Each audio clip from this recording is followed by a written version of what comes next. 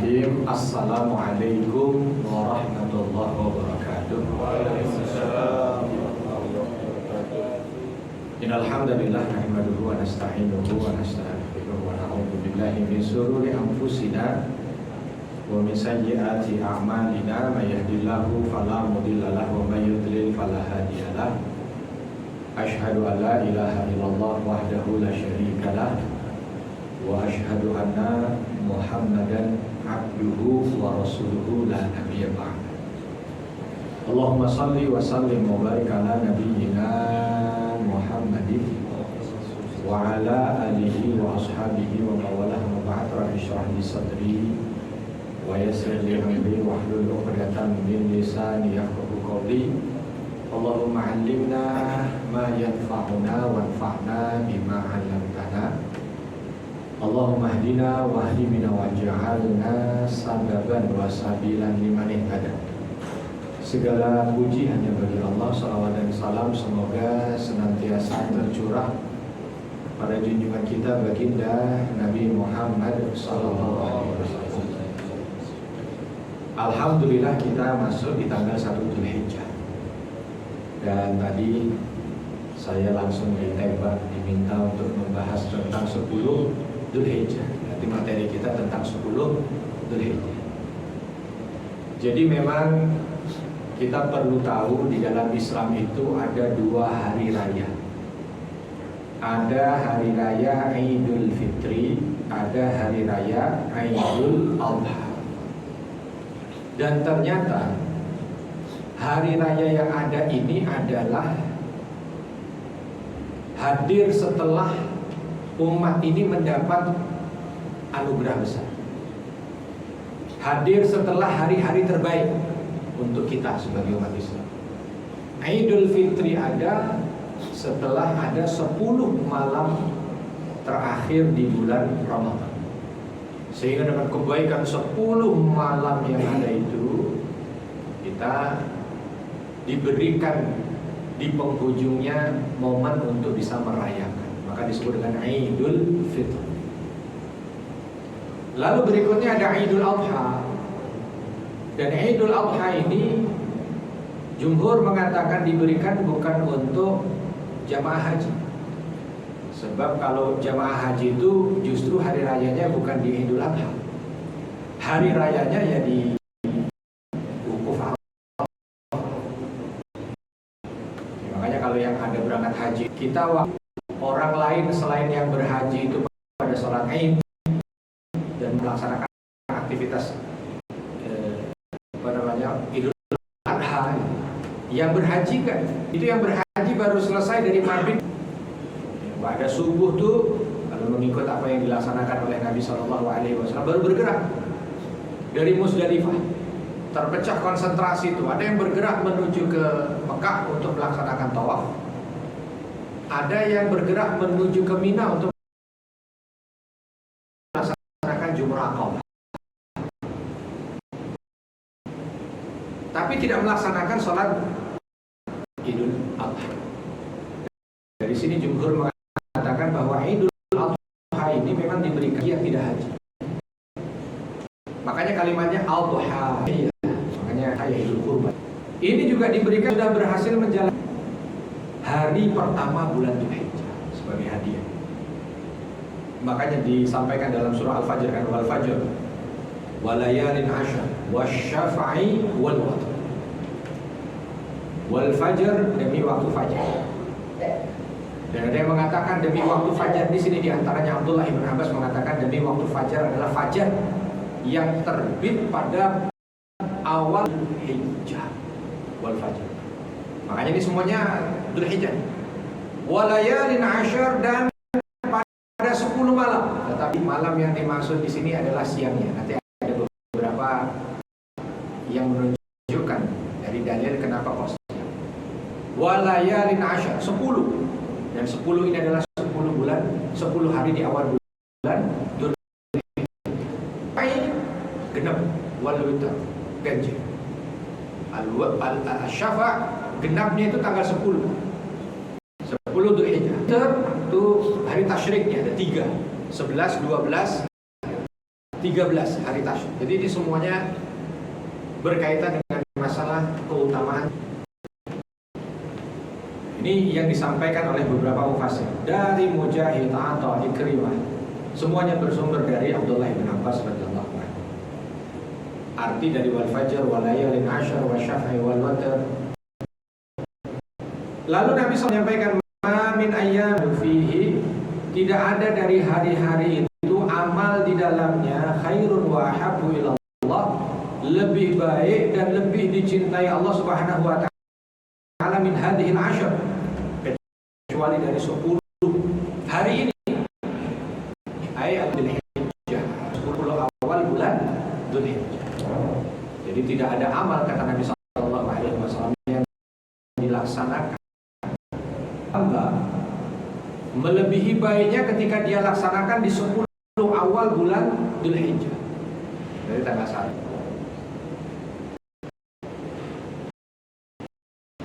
Dalam beberapa hadis ditegaskan maknanya dari hari-hari itu ada. Ini yang menafsirkan dari layalin ashar. Lalu ada sahabat bertanya, ya Rasulullah, berjihad dari makan di 10 awal Dzulhijjah ini hatta jihad, sampai jihad, inilah kecuali kalau ada orang yang berjihad itu tidak pulang kecuali hanya sekedar nama. Artinya dia sudah berkorban dengan nyawa dan harta kecuali nama. Memang ini adalah simmatul yang tertinggi dari ibadah seseorang. Jadi dalil bahwa 10 kalau jika seluruhan dari hadis ataupun dari apa yang disampaikan oleh Allah Subhanahu wa taala dalam sore dan malam. Lalu kalau dari hadis lebih fokus pada siangnya. Itu adalah hari-hari terbaik. Hari-hari terbaik. Maka dikumpulkan di situ puncak hari terbaik dalam hidup seseorang adalah ketika dia menyempurnakan Islam. Dan sempurna Islam seseorang itu ada di Arafah di tanggal 9 Dzulhijjah. Dan itu terjadi juga pada 10 awal bulan Dzulhijjah. Makanya ada yang mengatakan wal witr, kalimat itu adalah dinisbahkan pada 9 Dzulhijjah. Karena ada asyaf 10 yang mereka yang tidak berhaji, dan tanggal 9 ini hari raya buat mereka yang berhaji.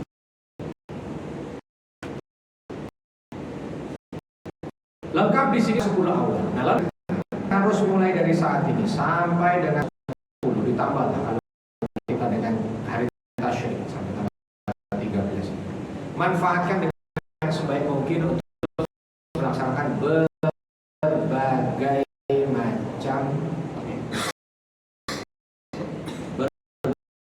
macam amal soleh. Kalau ditanya kira-kira lebih mudah beramal soleh di malam hari atau di siang hari? Kalau beramal soleh lebih mudah di malam atau di siang? Hah? Malam atau siang? Siang. Siang atau malam? Malam. Tergantung lah. Kita punya perbedaan kemampuan, dan itu wajar saja. Nah, bagi sekarang ini yang mungkin lebih mudah di siang sebab kita tidak perlu pakai melek kan. Kalau di siang udah pasti melek. Cuman kan kerja Ustaz, nah, kerja niatkanlah sebagai ibadah. Kerjanya itu. Jadi awalnya maksimal. Di antara itu ada satu tanggapannya ini sunnah saja mengimani hadis di hari-hari ibadah terbaik. Jangan tinggal. Karena Nabi Shallallahu Alaihi Wasallam menyampaikan keutamaan ahtasibuhu yukafiru siyah walati ba'da. Puasa Arafah itu setelah 1 tahun sebelum. Bayangkan. Kalau setahun saya paham sudah tertulis. Tapi kalau sekarang belum yang dihapus. Kalau ada yang nyatet misalkan, bapak-bapak, halaman yang sudah ditulis dan yang akan ditulis hapus. Nah, bingung. Sih, oke, suruh ngapus yang sudah ditulis bisa. Menghapus yang belum ditulis itu kan bingung. Tapi itu di antara bala.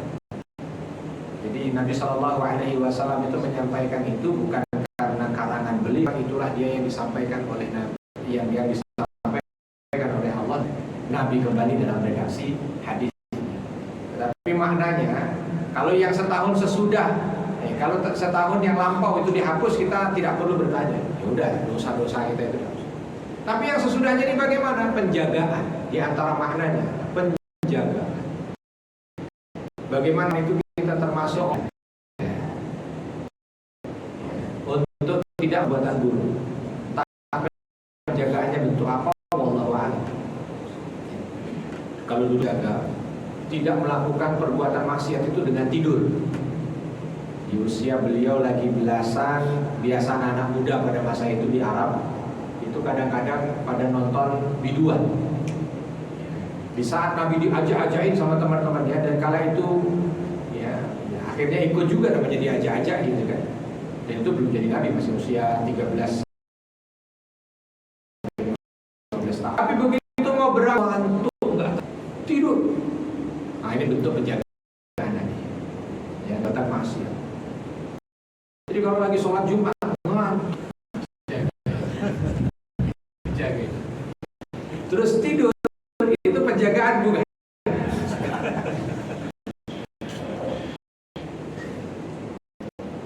Tapi itu diantara bentuknya. Kadang-kadang kan kita alami banget, tapi tiba-tiba sakit kepala nggak betah, sakit perut, tiba-tiba dia udah mau tuh, tiba-tiba duit habis ya. Itu kan penjagaan juga. Kadang-kadang kita nggak punya uang, itu penjagaan dari Allah. Sebab ya, kalau terlalu banyak uang ada di kita, malah justru nggak ke masjid. Ini kan ke masjid gara-gara lagi nggak ada uang. Rekening lagi pada punya 1 triliun, saya yakin juga bukan di sini tempatnya. Itu penjagaan Allah. Ya, kita nggak tahu ada penjagaan kita itu penjagaan Allah. Ya, sehingga dengan ujian coba nggak mau ya tiap hari gelar sajadah, malam bangun minta mutu, kan penjagaan Allah. Nah itu mahal. Orang kita dijaga sama foreigner aja bayar. Ya, mau dijaga sama ini harus punya jabatan, mau nyewa bodyguard mahal, nyewa ormas mahal. Ini dengan puasa 1 hari itu dijaga oleh Allah Subhanahu Wa Taala ke depan. Ya kita tidak tahu tuh bagaimana bentuk penjagaannya, tetapi dijaga untuk tidak melaksanakan perbuatan dosa. Maka jangan sampai enggak. Dan itu hanya berlaku disunahkan pada mereka yang haji. Kalau yang berhaji tidak ada syariat puasa haji, tidak ada syariat puasa. Sebab yang berhaji tanggal 9 Dzulhijjah itu sudah wukuf di. Lalu amal ibadah yang lain yang bisa dikerjakan banyak macam-macamnya, sedekah. Dan sedekah yang bisa dilaksanakan di 10 awal bulan Dzulhijjah itu adalah berkurban. Ya, berkurban. Itu ada perintahnya kan, fasalli li rabbika wanhar. Ya, untuk Tuhanmu dan berkurban. Di antara punya pun dia sepakat ulama hukumnya sunnah muakkadah. Tetapi kenapa dia punya kedudukan tinggi? Yang pertama, dia disejajarkan dengan sholat di Al-Quran. Yang sholat yang dimaksud bukan sholat sunnah. Dalam kalimat fasalli li rabbika itu bukan sholat sunnah, sholat wajib yang fardu 5 waktu. Dan itu disampaikan fasalli li rabbika wanhar. Tegakkan sholat 5 waktu dan berkurbanlah. Ini kan berarti kan sesuatu yang disejajarkan dengan sesuatu itu pasti punya kemiripan. Ya. Coba kalau lagi ada acara, biasanya kan di depan tuh yang duduk di kursi depan tuh kan udah ada VVIP, belakangnya VIP, belakangnya lagi, ya kan? Itu ada itu. Yang sejajar ya pasti yang berdekatan, nggak mungkin. Kalau mama ada presiden datang ya nggak mungkin sebelahnya langsung RT itu, enggak lah. Kalau presiden datang ya sebelahnya mungkin menteri-menterinya, ya, di belakangnya mungkin gubernur, belakangnya lagi bupati. Itu sejajar. Nah ini Disejajarkan, dan disejajarkannya bukan dengan yang sunnah, tapi dengan yang wajib, dan itu wajib yang paling tinggi, sholat itu kan. Awal ma yuhasabu bihil abdu as-shalah, yang pertama kali dihisab oleh Allah Subhanahu wa taala dari seorang hamba itu sholat. Dan itu menjadi bahagian penting dalam agama. Lalu setelahnya korban. Ya, setelah sholat kurban. Nah, berarti kurban ini punya peranan penting karena disejajarkan dengan yang wajib. Yang kedua, Nabi SAW menyampaikan bahwa tidak ada sedekah terbaik yang dilaksanakan di hari itu ahabbu ilallah, yang paling dicintai oleh Allah Subhanahu wa taala, min iraqatin, kecuali dari mengalirkan darah kurban. Ya, mengalirkan darah kurban. Dan kurban ini bukan sembarangan juga disyariatkannya. Disyariatkannya mulai dari zaman Nabi siapa? Nabi Ibrahim. Coba bayangin, disyariatkan dari zaman Nabi Ibrahim itu pakai drama. Ya kan, pakai drama kan? Mimpi anaknya minta supaya disembelih, diperintahkan anaknya supaya disembelih Ismail. Sebenarnya kan bisa saja kalau Allah Subhanahu wa taala sampaikan langsung kepada Nabi Ibrahim, Ibrahim cari domba yang gemuk, yang besar, sembelih, bisa nggak?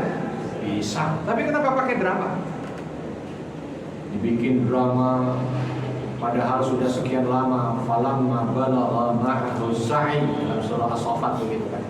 Dan ketika Nabi Ismail itu usianya sudah mendekat, usianya itu udah usia tamyiz, ya. Bisa mulai mandiri, makan mandiri, ini mandiri segala macam. Tamyiz usia 7 tahun. Itu lagi senang-senangnya, dan itu sudah sekian lama nggak jumpa. Dari awal bayinya ditinggal di Mekah sampai dengan detik itu Nabi Ibrahim nggak pernah jumpa dengan putranya. Lagi jumpa dengan putranya, tiba-tiba tidur mimpi. Ini arafil mana? Tunggu, aku lihat di dalam mimpi ini menyembelih kamu. Kan begitu kan, berarti mimpi. Diperintahkan menyembelih. Lama nggak ketemu, diperintahkan tiba-tiba menyembelih. Wah, ini juga bukan perkara. Coba bapak-bapak tugas luar kota lama, nggak pulang-pulang, sekalinya pulang ngomong sama anak. Nah, bapak mimpi suruh nyembelih kamu. Kira-kira jawaban anak kita? Lama nggak pulang mau nyembelih gitu. Udah, pokoknya entah apalah, nggak menyembelih, tapi apa itu yang membebani dia itu pasti ada rasa itu. Maka Nabi Ibrahim juga begitu kan, pakai drama. Akhirnya ditanyakan, inni ara fil manami adbahu fandur madza tara. Ismail, sesungguhnya ayahmu ini mimpi, dan dalam mimpi ini diperintahkan untuk menyembelihmu. Fandur madza tara, apa pendapatmu? Ismail jawab di luar dugaannya Nabi Ibrahim, ya abati fa'al ma tu'mar satajiduni insyaallah minas sabirin. Ayahanda, laksanakan, sembelih anakmu ini, insyaallah anakmu ini sabar. Wah, kaget Nabi Ibrahim. Tadinya pakai tanya, sebab kalau Ismail nolak bisa jadi alasan. Ya Rob, saya udah mau nyembelih, anaknya yang nolak. Kan begitu. Anaknya mau disembelih. Disembelihnya di mana? Di sebelah Ka'bah bukan? Di sebelah Ka'bah? Bukan. Jauh di ujung Mina. Kenapa nggak disembelih di sebelah Ka'bah? Sebab ibunya masih ada, ibunya Ismail di situ. Apa kata ibunya kalau misalkan tiba-tiba anaknya udah lama nggak ketemu, istri juga ditinggalkan di padang begitu, tiba-tiba mau disembelih. Maka dibawa pergi menuju satu tempat di timur Mekah. Di tengah jalan sambil menuju tempat yang memang belum ada tujuan kala itu, setan datang. Bukan cuma sekali, 3 kali. Makanya itu yang menjadi syariat lontar jumroh bagi orang yang melaksanakan haji. Ada jumratul ula, wusta, dan aqabah. Ula artinya godaan pertama setan, makanya ula. Wusta, tengah-tengah lagi perjalanan masih ada godaan. Aqabah yang paling akhir godaannya. Nah, begitulah kurang lebih. Jadi drama itu. Sampai di tempat tiba-tiba Nabi Ibrahim, ya sudah di sini aja lah, aku sembelih engkau di ujung Mina. Yang akhirnya Nabi Ismail, baik ayah, silakan. Tatap-tatapan wajah ketika mau disembelih, nggak jadi. Ditanya Nabi Ismail, kenapa ya? Nabi Ibrahim hanya menjawab, kalau aku sembelih engkau sabar dan aku tegar. Tapi ibumu, apa yang akan aku sampaikan padamu? Lalu Ismail yang menyampaikan, kalau ibu ayah, aku bisa sabar seperti ini emang karena siapa? Karena didikan ibuku, maka jangan pernah kau ragu. Ibuku akan menjadi manusia paling sabar dengan ujian. Mau disembelih gak jadi lagi, kenapa? Tatapan matanya ini yang tidak membuat Nabi Ibrahim kuat. Akhirnya apa kata Nabi Ismail? Balikkan badanku. Balikkan badanku biar aku melihat ke arah tanah dan kau tidak melihat wajah. Lalu laksanakan perintah Allah. Lalu balikkan, begitu ditempel. Bismillahi Allahu Akbar sambil pejamkan mata ya, Nabi Ibrahim. Begitu disembelih, wa fadainahu bidzabhin 'azim. Diganti dengan apa? Dzabhin 'azim. Hewan sembelihan yang besar disebut kibash. Jadi kan panjang sekali ceritanya dan itu terlalu dramatis gitu kan kalau bahasa kita. Kalau mau langsung aja disingkat di akhir, cari domba yang gede sembelih, itu jadi syariat bisa. Tapi memang ada makna di sana. Maka wajar kalau sebenarnya domba ini untuk sembelih domba itu nggak mahal. Tapi kalau kita lihat alangkah banyak mereka yang nggak korban, masih lebih banyak yang nggak korban. Walaupun mungkin banyak orang, tapi banyak yang nggak korban. Kenapa? Tadi itu banyak orang merasa bahwa dunia ini jauh lebih besar dibanding apa yang dia butuhkan di akhirat, sehingga itu masih menjadi sebuah keberatan. Makanya harus pakai sandiwara begitu, harus pakai drama ini. Orang-orang yang baca ini jadi nggak merasa itu berat. Ya bayangkan kalau kambing 3,5 juta dapat. Misal contoh yang nggak usah yang besar-besar. 3,5 juta dapat. Potongan sapi, urunan sapi 3,5 juta dapat. 3,5 dibagi 10 bulan itu aja 350.000. 350.000 itu kalau dibagi 30 hari itu cuma 12.000. 12.000 nggak bisa. Korban nggak? Ada duit. Nggak ada duit tapi sambil merokok. Korban nggak? Oh, korban bagaimana? Udah nggak ada duit. Rokok sehari berapa bungkus? Ya 1 bungkus. Ya kadang-kadang lah 2 bungkus. 1 bungkus berapa? Berapa sekarang harga rokok 1 bungkus? Hah? Berapa ya harga rokok? Nggak ada yang 15.000 kan? Hah? Rata-rata 25.000, 30.000. Wah. Tahu kan? Hah? Tahu. Karena barusan ini ngisi pengajian ada yang jawab. Ya, 25.000, 30.000. Coba bayar. Terus ngomong katanya nggak bisa. Nah, ini masalah. Maka wajar kalau memang itu dijadikan sebagai syariatnya itu dengan drama. Gitu. Karena memang banyak orang yang ngerasa gitu. Kalau beli kambing susah sih. Tapi kalau beli handphone harga 3 juta, wah handphone 3 juta murah. Beli kambing mahal. Iuran sapi mahal. Makanya itu setannya memang dilontarnya 3 kali. Makanya kalau kayak buat ambil kerikil, lontar 7 kali. Bismillahirrahmanirrahim. Bismillahirrahmanirrahim. Supaya tidak keberatan kalau disuruh berkorban juga. Dan itu adalah terbaik, ibadah terbaik. Ya, dari ibadah harta kita adalah berkurban. La yanalallaha luhumuha wala dima'uha walakin yanaluhu taqwa minkum. Dan kita perlu tahu juga bahwa Allah tidak menerima sekedar daging dan darahnya, tetapi yang diterima oleh Allah adalah iman dan takwanya. Maka kita ketika berkorban itu ya harus menyertakan iman dan takwa, bukan karena korban juga akhirnya iya gak enak disinggung terus sama ustaz. Nah ini salah, ini niatnya sudah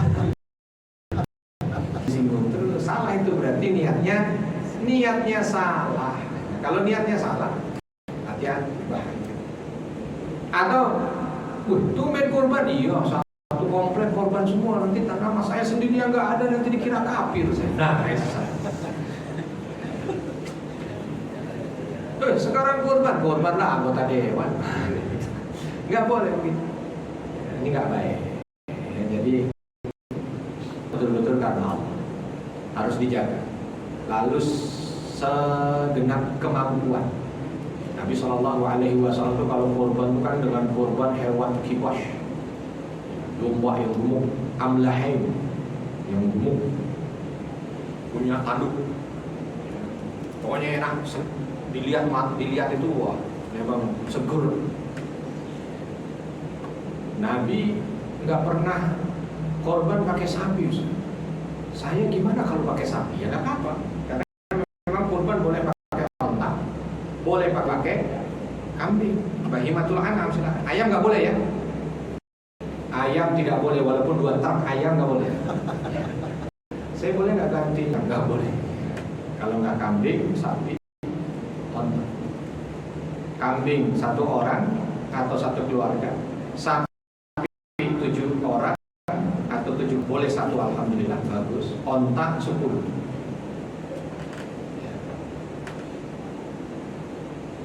Yang terbaik yang dimampu. Jangan juga kita jadi orang yang super pelit. Datang ke tempat tukang kambing, tukang sapi, ada yang paling kurus. Cari yang paling kurus. Atau juga jangan membebani, tetap juga jangan membebani.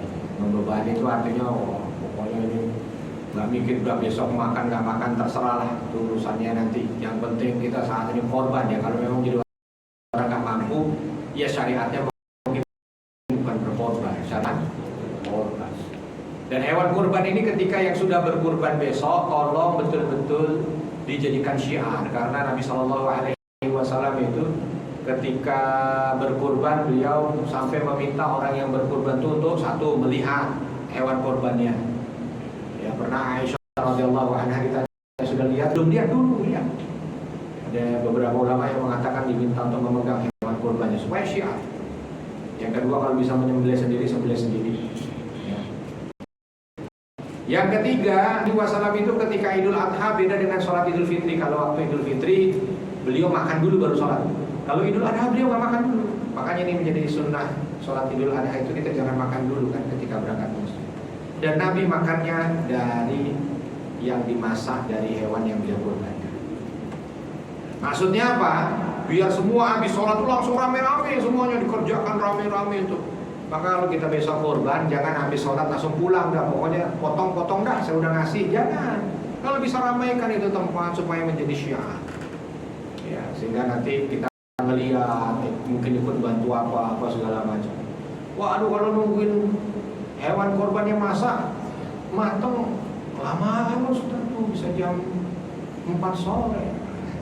Ya udah nggak apa-apa, kalau memang sudah bikin lontong, ada opor sama sambal godok, ya, silahkan aja.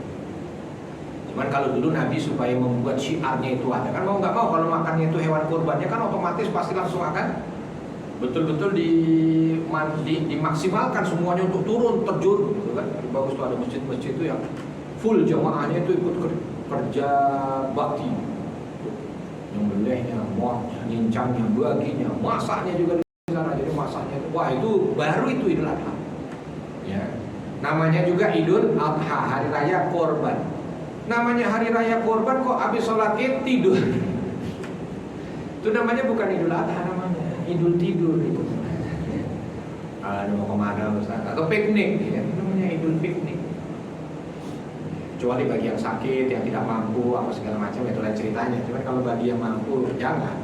Supaya hidup itu Idul Adha itu supaya hidup. Sama kayak Idul Fitri. Idul Fitri itu kan fitrah, itu zakat fitrah. Ya udah kita ramai-ramai zakat fitrah, berbagi bahagia apa segala macam. Setelah melaksanakan sholat Id masih bagi-bagi amplop, itu kan menyebar kebahagiaan. Kalau Idul Adha memang fokusnya pada.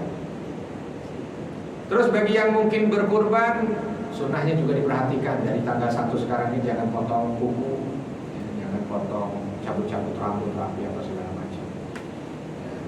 Waduh, Ustaz terlanjur ini udah terlalu panjang ya. Kalau masih tahan sampai besok bagus, kalau enggak ya ad-daruratu tubihul mahdurat. Namanya yang darurat-darurat.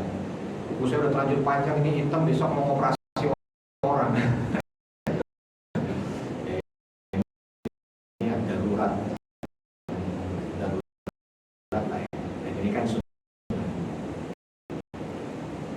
Lalu kalau hewan kurban yang dipotong itu ada orang yang mau minta, saya mau minta hewan kurban supaya bisa saya makan. Kira-kira boleh apa enggak Ustaz? Boleh. Boleh. Tapi batas maksimalnya 1/3. Untuk sahibul kurban itu hanya 1/3. 1/3 buat sahabat, karib kerabat, keluarga mau dikasih ke mereka boleh. Nah 1/3-nya lagi miskin. Ya. kita kambing taruh di sini Pak ya. Tapi bawah kepala buat coba. Numpang tinggal tersisa but. Mau dikasih ke semua bagus. Di kita walaupun negeri kita sudah dinominasikan sebagai negeri paling sejahtera menurut versi Harvard yang terakhir. Tapi kan masih banyak yang nggak makan daging. Yang nggak makan daging ini agak mampu ya Pak ya. Bukan karena kelebihan. Karena ada yang nggak makan daging sebab Allah berikan kelebihan. Kelebihan kolesterol, kelebihan tensi, kelebihan itu lain. Ya. Itu keterpaksaan sehingga tidak makan. Kalau yang mereka yang di bawah garis kemiskinan masih banyak. Itu alangkah bahagia kalau mereka makan. Ya, kita makan daging kayaknya kalau pagi enggak siang makan, siang enggak malam makan, hari ini enggak besok makan. Kalau mereka boro-boro sekedar mendapatkan telur dibelah jadi dua senangnya bukan main, apalagi dapat daging. Nah, itu diberikan. Itu ibadah yang bisa dilaksanakan di 10 awal bulan Dzulhijjah. Jadi kalau mau sedekah, kalau kita dulu di 10 akhir malam bulan Ramadan itu kan sibuk nyari kencleng terus. Mau sedekah, mau sedekah, mau sedekah, mau sedekah. Waktu malam Lailatul Qadar dikira Lailatul Qadar misalkan, dirasa Lailatul Qadar sedekahnya dibanyakin. Nah sekarang kurban itu sedekahnya itu kurban. Itu diutamakan, diprioritaskan, karena itu yang terbaik. Ya, yang terbaik berikutnya adalah menyambung silaturahmi. Terbaik berikutnya walaupun tidak ada yang ada nas langsung itu kurban, puasa. Lalu bagi yang berhaji berarti haji, ini tiganya ada nas. Sama seperti ketika 10 malam terakhir bulan Ramadan yang ada nasnya adalah mulai baca Quran. Itu yang ada nasnya. Tapi kalau yang di 10 awal bulan Dzulhijjah, kurban, puasa, berhaji. Nah ini juga bagi yang haji ini juga penting supaya kita menjadi prioritas. Setiap tahun kita diingatkan dengan Idul Adha, mudah-mudahan kita juga termasuk orang yang ingat kalau di dalam Islam ini ada ibadah yang merupakan penyempurna keislaman kita. Jadi jangan sampai kita tidak melaksanakan penyempurna ini. Walillahi 'alan nasi hajjul baiti man istata'a ilaihi sabila. Sesungguhnya kewajiban bagi seorang hamba kepada Allah Subhanahu wa taala itu adalah hajjul bait, ya, melaksanakan aktivitas ibadah haji. Jadi jangan sampai enggak. Jangan sampai salah prioritas. Banyak orang yang salah prioritas. Yang tidak diukur mati-matian. Yang ditanya dikubur mati-matian, kita bangun rumah, mati-matian beli mobil, nah itu nggak ditanya di kubur, nggak ada malaikat kubur nanya kenapa kamu sampai mati masih montrak, terus nggak ada. Kenapa sampai mati motor butut, nggak ada. Tapi kalau belum haji, wah itu pertanyaan. Sudah kerja di Wisma Bakri belum haji, wah berat itu, ya, karena membawa nama Wisma Bakri. Kerja sudah dikasih kesempatan Wisma Bakri belum haji, aduh repot itu. Ya, maka daripada susah jawabnya mending yang nggak ditanya-tanya di kubur tuh nanti dulu. Nanti yang ditanya dulu, ya, yang perlu untuk menjadi satu concern, ya, prioritas. Man istata'a ilaihi sabila, memang ayatnya ada kalimat bagi siapa yang mampu. Tapi kalimat bagi yang mampu ini jangan dijadikan alasan kita bersembunyi di baliknya. Oh, kenapa nggak daftar haji? Belum mampu. Nah, ini belum mampu. Ngomong belum mampu tapi baru ngambil motor yang keempat. Rumah naik, nyewa ruko. Wah, tapi ini kan kebutuhan Ustaz. Nah, ini dia juga masalah berikutnya. Akhirat tidak dianggap kebutuhan, dunia dianggap kebutuhan. Padahal di akhirat juga butuh gitu. Kalau kita mau nyaman di dunia kan kita butuh nyaman di akhirat. Kalau kita hidup ini cuma di dunia ini aja, terus semuanya dunia ini kita anggap sebagai tujuan utama, sehingga lupa dengan akhirat yang kita bakal hidup selamanya di sana. Sehingga seolah haji itu nggak butuh, ya, terus yang lain jadi butuh, itu kan agak sedikit bingung ini malaikat. Maka jangan sampai salah skala prioritas. Nah, 10 awal bulan Dzulhijjah ini manfaatkan dengan sebaik-baiknya. Perbanyaklah doa, kuatkan azam. Semoga dengan itu Allah Subhanahu wa taala mudahkan kita untuk bisa melaksanakan rukun Islam yang kelima ini sebagai penyempurna haji kita. Sehingga nanti ketika mati itu nggak disuruh milih. Karena kalau orang yang sudah mampu meninggal belum berhaji maka disuruh milih. Milihnya nggak ada yang enak lagi. Mau mati pilih salah satu, Yahudi, Majusi atau Nasrani, akan bingung. Pilihannya nggak ada. Kalau ada yang keempat enak, semua salah. Nah itu enak. Itu ABCDE. Tapi kan nggak begitu. Makanya hati-hati. Perlu diperhatikan dengan seksama. Itu yang mungkin bisa saya sampaikan dari 10 awal bulan Dzulhijjah. Mudah-mudahan kita semua sehat walafiat. 10 awal dimulai hari ini udah tanggal 1. Ini udah tanggal 1. Dimanfaatkan dengan sebaik mungkin untuk melaksanakan ibadah-ibadah yang insya Allah mendatangkan kebaikan dunia dan akhirat kita. Subhanakallahumma wa bihamdika asyhadu an la ilaha illa anta astaghfiruka wa atubu ilaik. Assalamualaikum warahmatullahi wabarakatuh.